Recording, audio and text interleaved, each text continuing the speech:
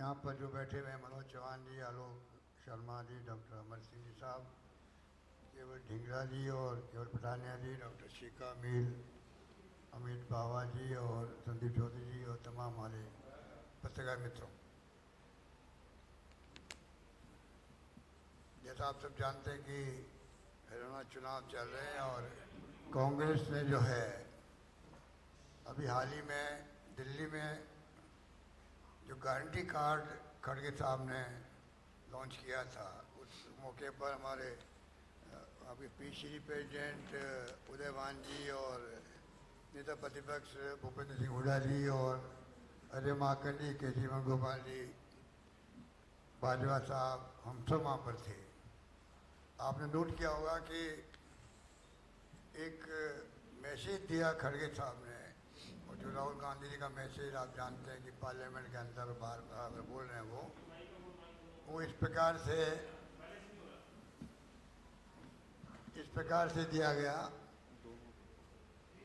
कि किस प्रकार से हरियाणा सरकार बने। उसके बाद में एक प्रकार से गुड गवर्नेंस हो, सोशल सिक्योरिटी मिले हरियाणा वासियों को और इंफ्रास्ट्रक्चर मजबूत हो।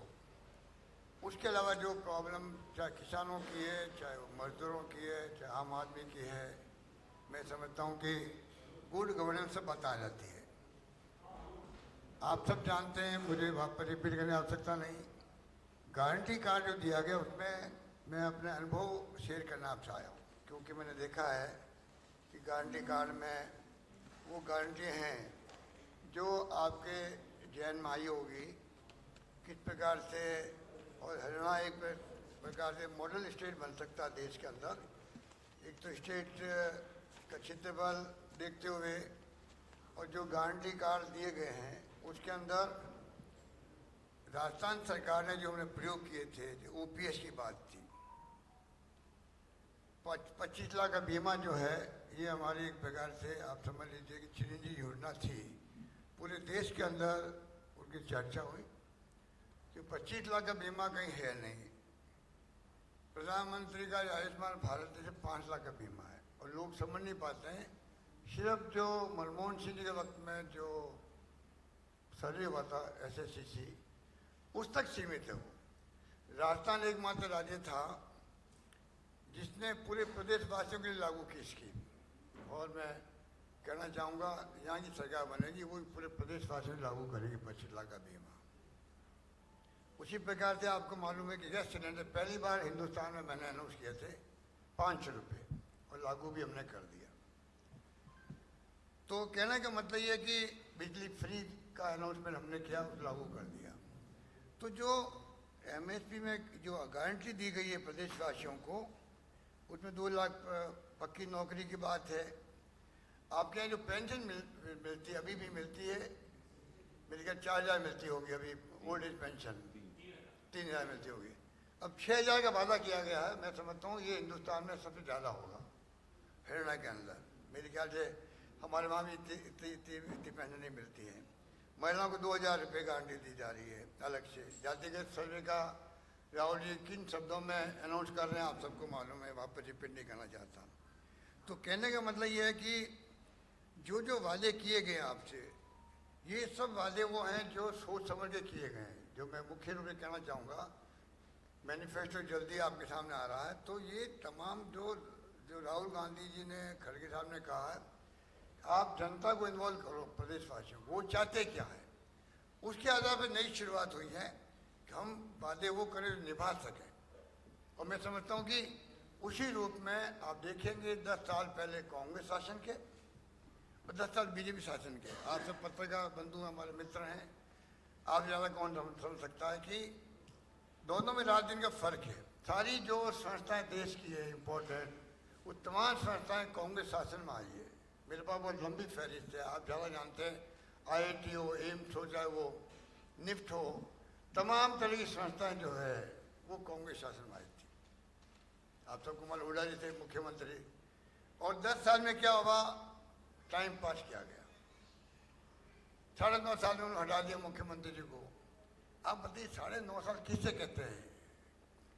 9 साल से शासन किया उन्होंने, किसानों के साथ क्या व्यवहार किया आप सबको मालूम है। आज स्थिति ये बन गई है कि खट्टर साहब को वहाँ पर आपके पब्लिक मीटिंगों में वो साथ नहीं रखते हैं, मतलब नो एंट्री कर दी उनकी। ये आज तक इतिहास में किसी मुख्यमंत्री साथ नहीं हुआ होगा। जिस मुख्यमंत्री को आपने 9.5 साल रखा, उस मुख्यमंत्री को आप पब्लिक मीटिंग में आने से रोक रहे हैं। इसका मतलब है कि आपकी गवर्नेंस कैसी थी, अपना में पोल खुल जाती है। तो मेरा मानना है, मेरा कहने का मतलब आपसे यही है कि गुड गवर्नेंस देने की वापस बारी आई है कांग्रेस की। प्रदेशवासियों को आशीर्वाद मिलेगा। जो अभी माहौल बना हुआ है कि एक तरफा कांग्रेस जीत रही है, और मैं समझता हूं कि उसी रूप में आप देखेंगे वापस सरकार कांग्रेस के बनाएंगे आप लोग प्रदेशवासी, तो आप खुद महसूस करेंगे वापस जो है इस प्रदेश का जो विकास है, गुड गवर्नेंस है, गारंटी कार्ड में जो लिखे हुए आते हैं, सोशल सिक्योरिटी है और किसानों की समस्या हैं। एमएसपी की गारंटी दी गई है। ये बहुत बड़ा निर्णय है कि एमएसपी की गारंटी दी गई है सरकार बनने पर। अब ये लोग जो बीजेपी वाले हैं कई तरह की बातें करते थे एमएसपी को लेकर। इनको पूछो, जब मोदी जी थे चीफ मिनिस्टर और मैं मुख्यमंत्री था राजस्थान के अंदर, तब मोदी जी आवाज उठाते थे कि एमएसपी की कानूनी गारंटी मिलनी चाहिए देशवासियों को। अब वो क्यों नहीं बना रहे हैं? 10 साल उनको हो गए हैं, वो क्यों नहीं गारंटी दे रहे हैं? तो कहने का मतलब है कि जो कुछ भी देखा आपने, मैं ये कह सकता हूँ कि तथ्यहीन और बिना आधार की बातें करते रहते हैं बीजेपी वाले। उनके बातों में कोई दम होता नहीं है, इसलिए महंगाई बढ़ती जा रही है, बेरोजगारी बहुत भयंकर बढ़ी है। ये तमाम इश्यू जो पिछले पार्लियामेंट चुनाव में देखे आपने बने थे और पब्लिक ने उसको सामने रखा। राहुल गांधी ने कहा कि संविधान को कैसे बदलना चाहते हैं। जनता ने उस पर विश्वास किया कि डॉक्टर अम्बेडकर संविधान को छेड़छाड़ नहीं होनी चाहिए। इनकी अलग अलग भाषाएं निकलती है, कभी कुछ कहते हैं कि आरक्षण खत्म होना चाहिए, कभी कहते हैं हमने ये बात नहीं कही। आज की बात नहीं, 10 साल हम सुन रहे हैं, आरएसएस वाले हो चाहे बीजेपी वाले हो, इस प्रकार की भाषा काम लेते रहे। मैं समझता हूँ कि वक्त आ गया कि गुड गवर्नेंस मिले आपके यहाँ पर। और जो बातें ही बोल रहे हैं, मैं समझता हूँ कि अमेरिका में गए राहुल गांधी जी, वो बोलते कुछ हैं और ये प्रचार अपनी मशीनरी से, आरएसएस से और बीजेपी के माध्यम से प्रचार तोड़ मोड़ करके बात करते रहते हैं। ये भी जनता समझ चुकी है, इनकी बातों में आने वाले नहीं, चाहे वो दलितों के लिए बोले हों चाहे सिख समाज के लिए बोले हों, उनकी मंशा साफ है। परंतु ये जिस प्रकार से गुमराह करते लोगों को, मैं समझता हूँ वो बात भी चलने वाली नहीं है। और मैं इतना कह सकता हूँ, खड़गे साहब और राहुल गांधी जी का जो नेतृत्व है, जिस प्रकार से उन्होंने आह्वान किया है, मैनिफेस्टो कमेटी को निर्देश दिए थे कि आप वहाँ की जनता क्या चाहती है वो मैनिफेस्टो लाए, वही मैनिफेस्टो आपके सामने आएगा। और गारंटी कार्ड सोच समझ के दिए गए। किसी को ये भ्रम नहीं होना चाहिए खाली चुनाव जीतने के लिए वादे किए जा रहे हैं, चुनाव के वादे भूल जाएंगे। मैं अपने अनुभव से कह सकता हूँ, हमने जो वादे किए थे, इसमें 4 वादे उसके अंदर मैंने बताया आपको। 25 लाख का बीमा और बिजली 3 लाख, बिजली 300 यूनिट बिजली फ्री। हमने 2 तरह से दिया था, अलग से 100 यूनिट और बाकी लोगों को अलग से दिया था। ओपीएस बड़ा मुद्दा बना कई राज्यों के अंदर, पर वो लागू होगा यहाँ पर। मैं कह सकता हूँ हमने वहाँ लागू कर दिया है। राजस्थान में लागू हो सकता है तो बाकी जगह क्यों नहीं हो सकता, ये हमें सोचने वाली बात है। गैस सिलेंडर, तो तमाम जो वादे हैं वो पूरे होंगे। और मैं समझता हूँ कि ये अपना आप में बड़ा वादा आपका है। बुढ़ापे की, दिव्यांग और विधवाओं की पेंशन 6,000 रुपये, ये बहुत ही शानदार वादा है। हर महीने 2,000 रुपये महिलाओं को मिलेंगे, महिला शक्ति के रूप में। ये तमाम वादे मैं समझता हूँ, मैं बार बार कह रहा हूँ आपको, सोच समझ के किए गए हैं और तमाम वादे लागू होंगे। धन्यवाद।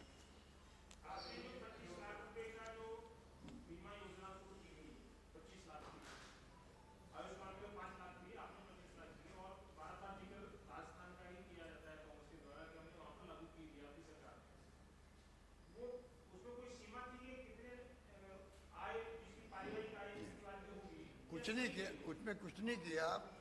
हमने सिर्फ जो इनकम टैक्स देते हैं या पैसे वाले 850 रुपये जमा करा दो उनके लिए। एक पर फैमिली जमा इस्तेमाल कर, सिर्फ और कुछ नहीं करना है। और शानदार स्कीम चली है, मैं अपने अनुभव से कह सकता हूँ।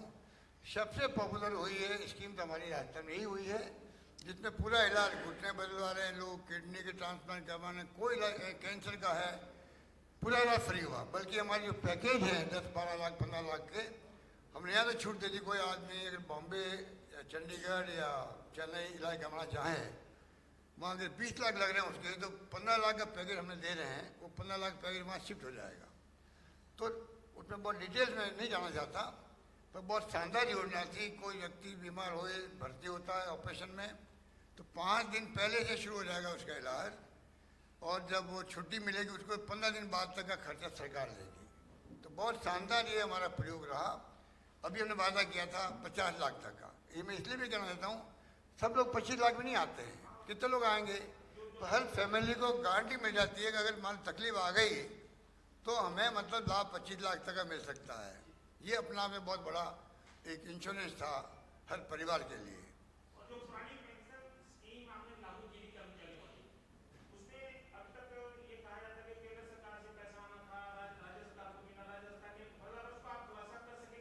एक ट्रस्ट बना हुआ है केंद्र सरकार में, केंद्र में, उसमें जो पैसा जमा होता था वो अटका हुआ है।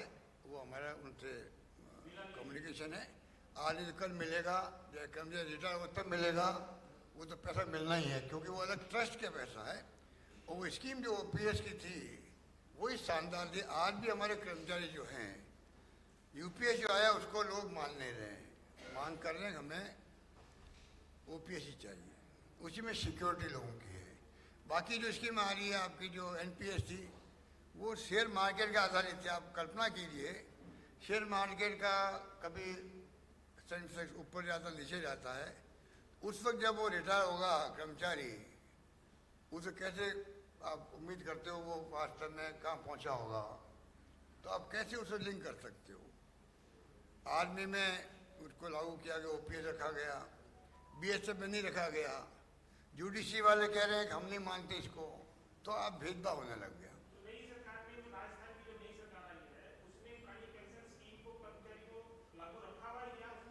लागू रखा, हमने लागू रखा नहीं, गवर्नमेंट अभी तक उसमें कोई फैसला नहीं ले पाई है, अभी तक हमारे हिसाब से लागू ही है। सर, आज गृह मंत्री अमित शाह का हरियाणा का दौरा था, उन्होंने राहुल गांधी के ऊपर कई सवाल भी खड़े किए। वहीं पर उन्होंने कहा कि धारा 370 हट नहीं सकती, आरक्षण हट नहीं सकता। इसी तरह राहुल गांधी को एमएसपी की भी फुल फॉर्म पता नहीं। देखिए, राहुल गांधी के बारे में चाहे मोदी जी हो या अमित शाह जी हो, आधा काम तो राहुल गांधी जी की राजनीति का वही हल्का कर देते हैं।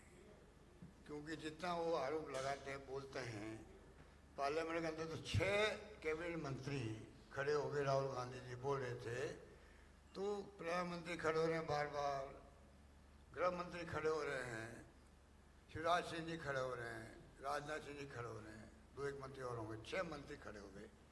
तो आप सोच सकते हो कि देश ने उस दिन देख लिया कि राहुल गांधी का क्या औरा है, क्या उनकी भावना है, कितने सच्चाई उनके दिल के अंदर है, किस प्रकार वो देशवासियों के लिए, गरीबों के लिए, दलितों के लिए, पिछड़ों के लिए, अल्पसंख्यकों के लिए, सबके लिए वो क्या चाहते हैं। ऐसा शानदार इंसान है, उसको लोगों ने देखा है। अब चाहे अमेरिका जाते हैं वो लोग तो ये उसको तोड़ मोड़ के पेश करते, मैंने आपको निवेदन किया। इन बातों का कोई असर नहीं पड़ने वाला, मेरा मानना है।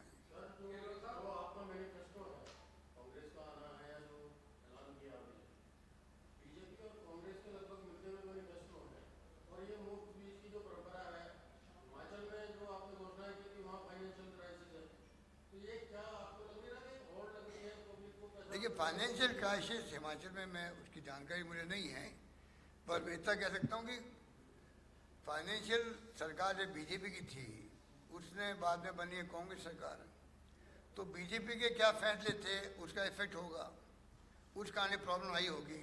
पर वर्तमान सरकार उसको हल करने का प्रयास कर रही है, और उसका ओपीएस से कोई संबंध नहीं है। तो ओपीएस तो अभी 15 साल के बाद में उसका इफेक्ट आएगा।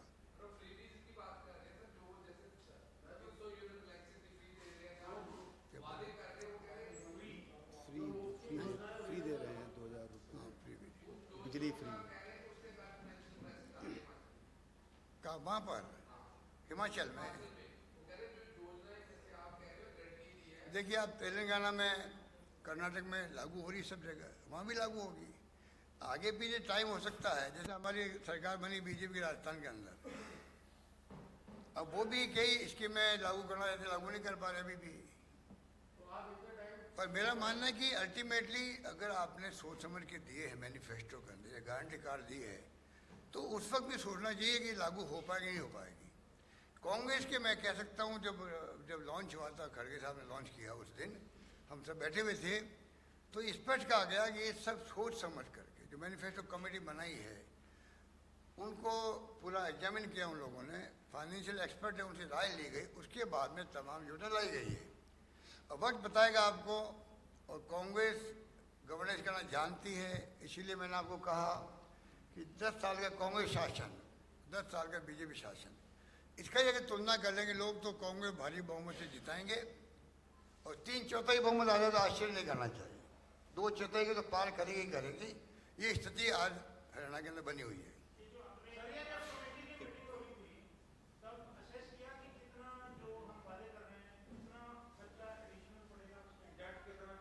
ये देखिए स्कीम वाइज डिस्कस हुआ होगा, जहाँ तक मैं समझता हूँ, मैं तो था नहीं कमेटी के अंदर, पर जब कोई राय ली जाती है फाइनेंशियल एक्सपर्ट से, तो स्कीम वाइज कितना बाहर पड़ेगा, कितना हम इसको कर पाएंगे, कितने बजट का पहला अनुभव क्या कहता है, वो तमाम बातें देख करके ही फैसले होते हैं।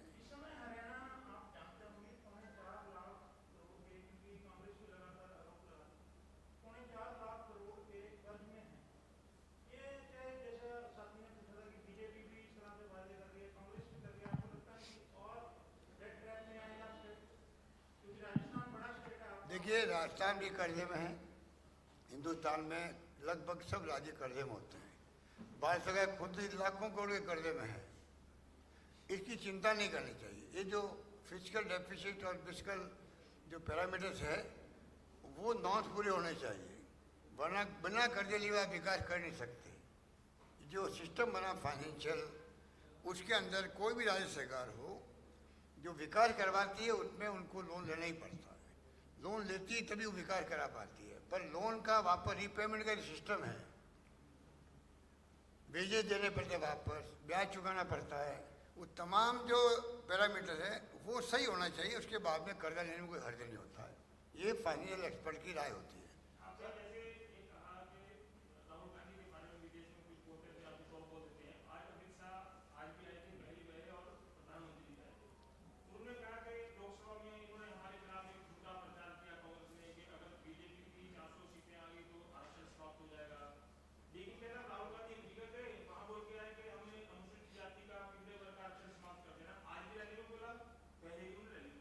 मैंने आपको इसको मैंने जवाब दिया ना आपको।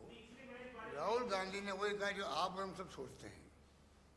राहुल गांधी ने जब ये क्वेश्चन पूछा गया कि भाई आप आरक्षण खत्म करेंगे क्या, खत्म तब होगा जब देश से छुआछूत मिट जाएगी, भेदभाव मिट जाएगा, सब लोग इक्वल हो जाएंगे, कोई जनरल कास्ट या शेड्यूल कास्ट या शेड्यूल टाइप रहेगा ही नहीं, सब इक्वल श्रेणी में आ जाएंगे, तब उस वक्त सोचा जाएगा या उस वक्त खत्म होगा। वो तो खत्म हुए उस वक्त तो दलित वर्ग खुद कहेगा खत्म करो, हम अलग श्रेणी में क्यों रहे।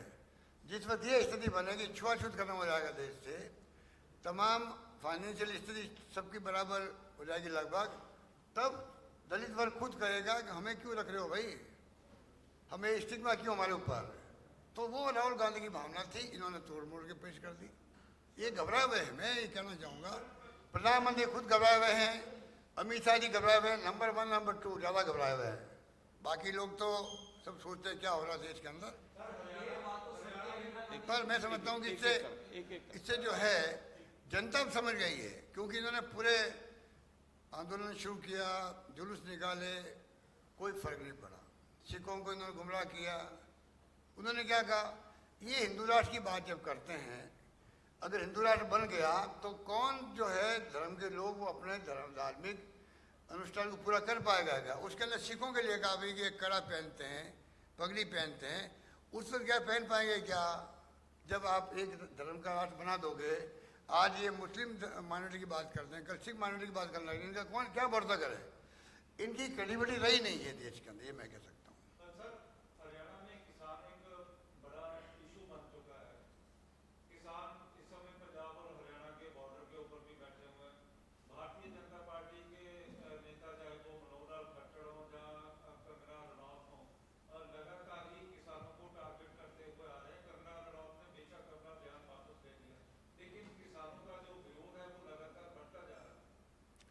देखिए, कांग्रेस का आप लोग विश्वास कर सकते हैं कांग्रेस पर, जो उनकी नीति रही है काम करने की, अप्रोच रही है, उसके अंदर मैं समझता हूँ कि कांग्रेस शासन सरकार बनते ही जो यहाँ के इश्यूज हैं, बॉर्डर खोलने के इश्यूज हैं, किसानों को कन्विंस करने के इश्यूज, तो वो कामयाब होगी।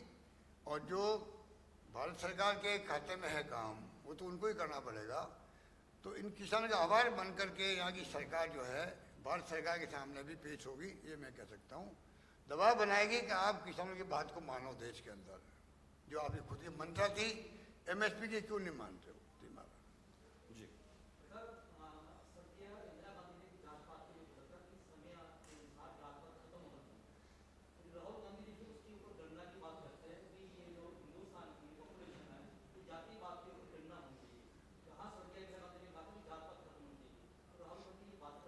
देखिए, खड़गे साहब ने भी बात की, राहुल जी भी भावना यही है कि जातिगत जनगणना का मतलब ये नहीं कि आप कोई SC ST OBC की बात कर रहे हो, जो लोगों को लगता है। जातिगत जनगणना का मतलब ये है कि आपको उनकी सोशियो इकोनॉमिक जो परिवारों की जो स्थिति है, कंडीशन है, उसको भी आप पूरी तरह सर्वे में आ जाएगा आपके। तो जो सरकार होगी उस वक्त में, भारत सरकार या राज्य सरकार होगी, उनके लिए साइंटिफिक डेटा मिलेगा उनको कि भाई हमें इनके लिए क्या क्या हम स्कीम बना सकते हैं, किस तरह इनको आगे बढ़ा सकते हैं। और खड़गे साहब ने और उसको एक्सप्लेन किया, राजस्थान में आए थे वो 12 में, तब भी एक्सप्लेन किया कि हमारा कोई ऐसा उद्देश्य नहीं है कि हम कोई जो पैसे वाले बन गए या कोई इनको कमज़ोर करें, वो अपना आगे बढ़े, पर जो पीछे रह गए हैं उनको में आगे कैसे बढ़ाएं। इसलिए सर्वे होगा तो एक प्रकार से स्थिति स्पष्ट होगी। कोई सर्वे होता ही थोड़ी होगा कि आप उनके लिए क्या कर देंगे और वो लोग बाकी जनरल कास्ट वाले वो पीछे रह जाएंगे, पीछे रहेंगे, ऐसी कोई बात नहीं है। तो ये जो फहमी, गलत फहमी पैदा हो रही है, इसकी कोई आवश्यकता नहीं है।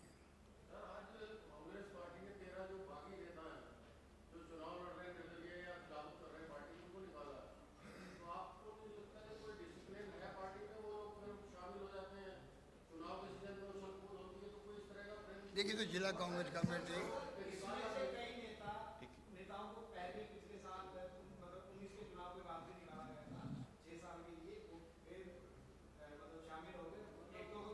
ये कोई यहाँ की बात नहीं होती। राजनीति में राजनीतिक तरीके से फैसले होते हैं, उसको देखा जाएगा क्या होता है।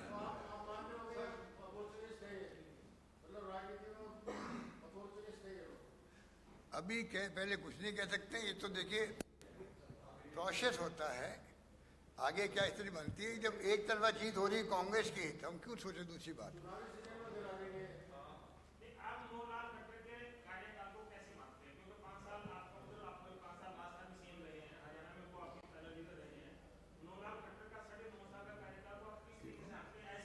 मनोहर लाल खट्टर का कार्यकाल कैसा कैसा रहा?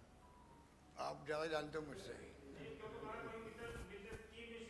नहीं, गवर्नेंस के बारे में जो देखिए, गवर्नेंस के बारे में तो मैं तो जनरल रिमार्क्स कर सकता हूँ कि खट्टर साहब जब मुख्यमंत्री थे और किसानों का आंदोलन चल रहा था, उस वक्त में ऐसी स्थिति क्यों बनी कि खट्टर साहब को विरोध का सामना करना पड़ा भयंकर। गाँव के अंदर भी और प्रदेश के अंदर भी कहीं जा नहीं पा रहे थे, कहीं उनका हेलीकॉप्टर उतर नहीं पा रहा था। ये हमारी जेन में है पूरे देश के अंदर। बाकी गवर्नेंस, यहाँ की स्कीमें, यहाँ के काम क्या हुए, मैंने आज 4 दिन का पूरा 10 साल कांग्रेस का, 10 साल उनका, उसमें रात दिन का फ़र्क है, रात और दिन का फ़र्क है।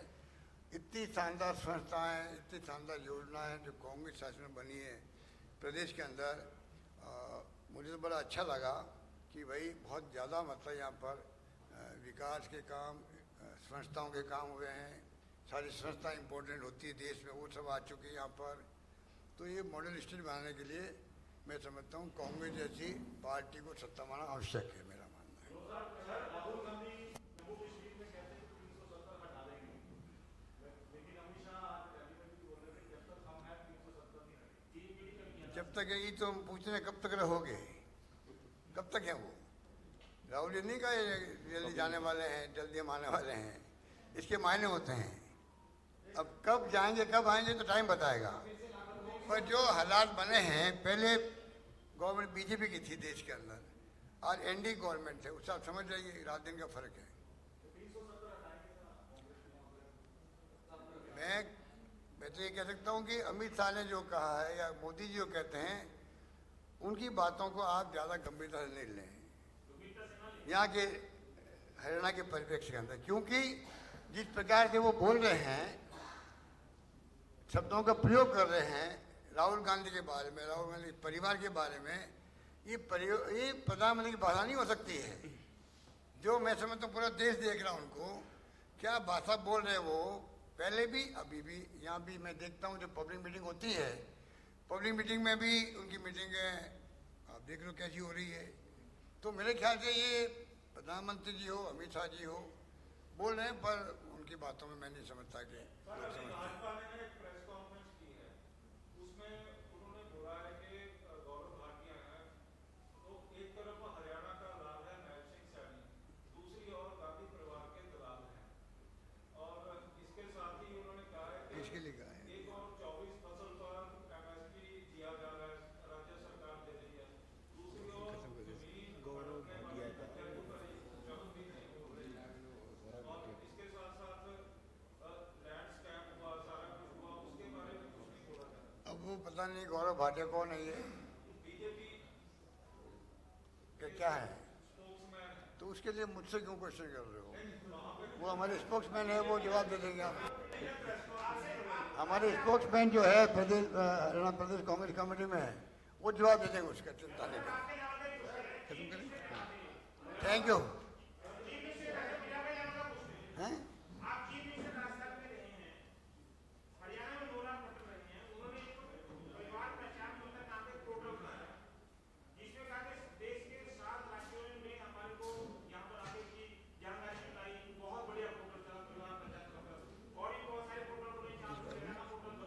परिवार का पोर्टल, परिवार का पोर्टल खट्टर ने बनाया। बढ़िया। जानने की कोशिश कर रहे हैं। अलग से मैं बता देता हूँ। आप अलग बताना मेरे को। देखिए, अगर वो इतना ही अच्छा पोर्टल था तो सारे पोर्टल बंद करते क्यों घूम रहे हो? पहली चीज, एक मिनट, अगर वो इतने अच्छे पोर्टल थे तो बंद क्यों कर दिए भाई? और दूसरी चीज देखिए, दूसरी चीज वो उसमें बंद से भी बुरा हाल, मोदी जी की रैली, बंद से भी बुरा मोदी हाल जी रैली है, पूरी खाली जा रही है।